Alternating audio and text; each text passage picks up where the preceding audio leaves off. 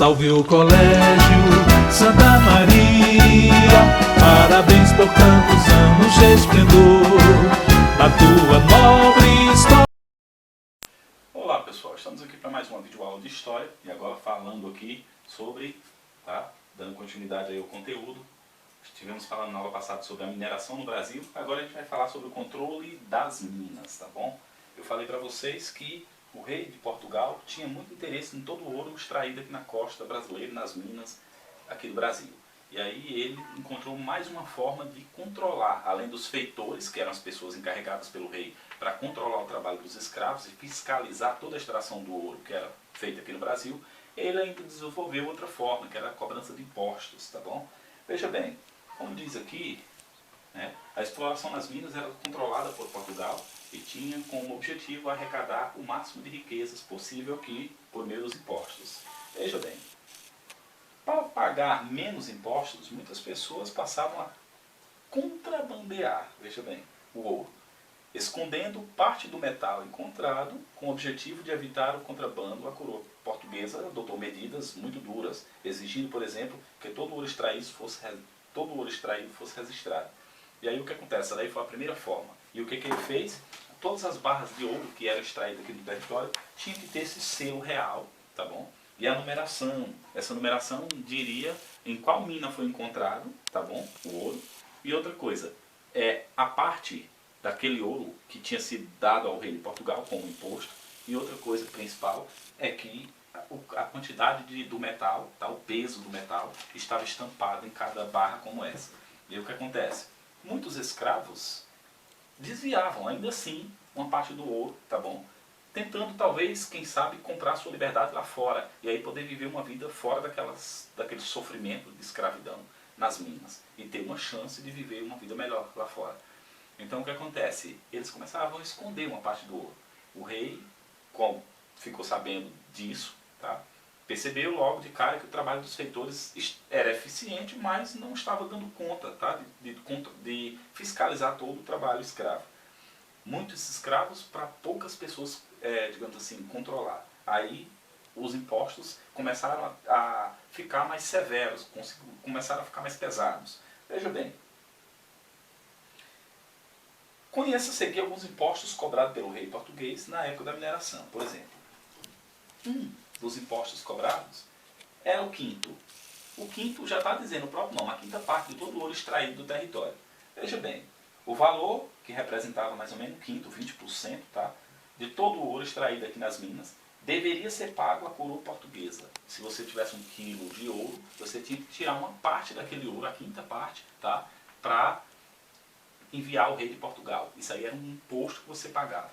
Veja bem, entradas. Veja bem, no caso das entradas, foi outro imposto criado pela coroa portuguesa, como uma forma também de fiscalizar. Veja bem, imposto referente à entrada e saída de pessoas e animais na região das minas. Tinha que ser pagado. Se você comprasse uma mula, por exemplo, para facilitar o trabalho, pagava-se imposto por aquilo. Tudo que entrava na mina tinha que pagar um imposto na entrada e outro na saída. Então assim, acaba que ficava as pessoas que chegavam ali para trabalhar, elas ficavam escravas da situação, daquele tanto de imposto. Veja bem, a captação, o valor que deveria ser pago pelos senhores, por escravos, que eram enviados para trabalhar nas minas. Então, até isso aí, por exemplo, o senhor da mina, o dono da mina, tinha que pagar um imposto ao rei de Portugal por cada escravo que ele comprava, e botava para trabalhar na mina. Então, assim, tudo era cobrado imposto. E ainda tinha a derrama, que era o pior de todos, que era o confisco dos bens, do escravo, ou do feitor, do dono da propriedade, da mina, era confiscado seus bens até que ele pagasse a conta que devia, porque muitos deles, como eu disse, se endividavam e ficavam ali escravos da própria situação. E até que eles pagassem a dívida ao rei de Portugal, seus bens eram confiscados, às vezes imóveis, casas, fazendas e às vezes animais, enfim. Até que ele pagasse, aquilo ali ficava retido como imposto. Então, assim, todas essas formas de impostos criadas pelo rei de Portugal foram formas de garantir a sua parte em todo o ouro extraído aqui do território brasileiro.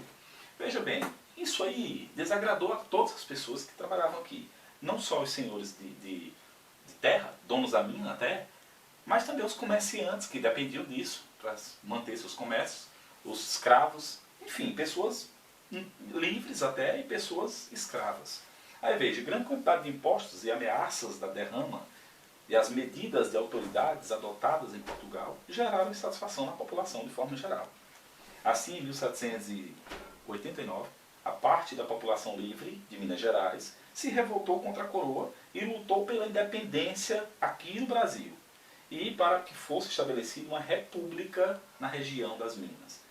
Essa revolta ficou conhecida como Inconfidência Mineira, tá? Porque surgiu em Minas Gerais e também entre mineiros ali, tá? Naquela região.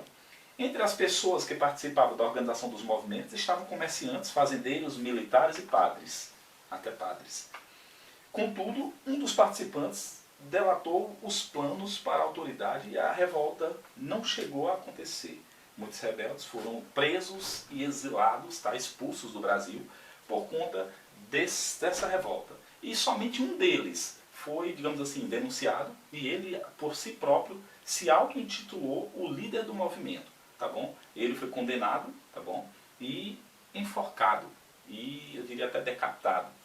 Se você talvez quiser saber o que é decapitado, é quando partes do seu corpo é cortada e colocada em lugares separados para servir de exemplo para alguém ou para alguma coisa. Geralmente isso acontecia no Brasil nesse período aí. A revolta dos escravos acabou despertando a ira do rei de Portugal, tá? E também ao mesmo tempo o medo de outros movimentos surgirem. Então, para que isso não acontecesse, ele pegou o líder, no caso, tá?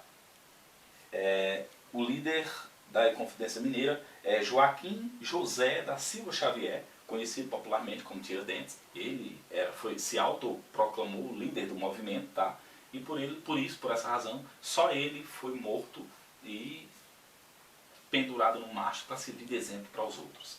Veja bem, a Conjuração Baiana, a insatisfação contra o domínio português não acontecia somente na região das Minas. Outras regiões também do Brasil começavam a se revoltar contra aquela forma de exploração, não só das riquezas, mas também das pessoas. Em Salvador, um exemplo também teve início com um movimento de revolta. A chamada Conjuração Baiana, que ocorria em 1798, reuniu grupos populares, além de pessoas da elite. Pessoas da elite são pessoas nobres, pessoas até que tinham certo poder aquisitivo, tá legal? Seu principal líder foi o médico e político Cipriano Barata. Veja bem, as reivindicações dos rebeldes incluíam o direito de salários mais justos, a liberação de escravos e a proclamação da República aqui no Brasil. Porém, antes da revolta acontecer, os conjurados foram descobertos e punidos, tá bom? E aí, mais uma vez, a Conjuração Baiana foi como no caso da Conjuração Mineira. Seus líderes foram presos, tá bom? E automaticamente mortos para que esse movimento fosse sufocado no Brasil. Então assim, queridos, só para você saber, a República, que era o maior interesse, na verdade, seria, no caso, tá, um regime político em que um governo tem como objetivo atender aos interesses da população e não só o seu próprio. Aqui no Brasil, na verdade, era uma monarquia. O que governava, que era o rei de Portugal, ele nem ficava aqui até então. E aí o que acontece? Esses movimentos revolucionários exigindo um governo do Brasil, um governo diferente, uma forma de governo diferente, onde a população tivesse mais direito de opinião, tá? No caso uma república, começou a surgir na mente do homem simples e também das altas elites aqui no Brasil. E isso, mais tarde, viria a se tornar um problema para o rei de Portugal, tá? Que vocês vão ver mais adiante um pouquinho, tá? O que veio a acontecer por causa desses movimentos que inspiraram outros movimentos maiores, tá bom? Na história do Brasil. Veja bem, os impostos na atualidade. Na página 255 aí no livro de vocês, tá bom? Quase no finalzinho aí do conteúdo. Diz assim, como vimos no século XVIII, a população de Minas Gerais pagava vários impostos ao governo português. Atualmente continuamos a pagar muitos impostos no nosso dia a dia. Você sabe como isso funciona? Veja bem, os impostos são uma quantia paga pelos cidadãos ao governo para que seja possível investir em vários setores, como saúde, como segurança, como educação, tá? Enfim, limpeza pública, iluminação e serviço de saneamento básico dentro da cidade. Assim, quando pagamos impostos, eles devem ser revestidos em determinados serviços públicos que vão beneficiar a população, tá bom? A eu e a você, a sua família, por exemplo. Alguns impostos são pagos sobre os valores de imóveis. Imposto predial e territorial urbano, que é o chamado IPTU, que muitas vezes é cobrado, tá? E dependendo do imóvel que você tem e determinado valor que você recebe mensalmente. Bom, impostos sobre a propriedade de veículos automotores, tipo IPVA, quando você paga quando você vai renovar sua carteira e fica pagando uma quantia todo ano. Outros impostos já são incluídos nos preços dos produtos consumidos diariamente, tá bom? E são vários outros impostos que você paga. Você paga impostos pela água que você bebe, você paga impostos pela luz que você usa na sua casa, energia, você paga impostos por tudo no Brasil. Tá? Em tudo vem, se você compra uma balinha no supermercado, você está pagando um pequeno imposto por aquela mercadoria. E assim, esse imposto é repassado a você no valor do produto, tá bom? Então, às vezes você paga e não sabe nem que está pagando o imposto, mas você está pagando o imposto. Então assim, garotos, chegamos ao final de mais um conteúdo, tá bom? Eu espero que vocês tenham aprendido algo sobre esse conteúdo e que tenha ajudado bastante vocês aí na hora de resolver as tarefas também, que possa lhes ajudar a responder. Tem aí uma tarefinha na página 256 também, só algumas perguntinhas. Tentem responder qualquer coisa, qualquer dúvida. A gente vai tirar essas dúvidas com vocês, né, ao longo das aulas que forem se passando e também nas videochamadas no final de cada mês, tá bom? Um abraço para vocês e até a próxima videoaula de História.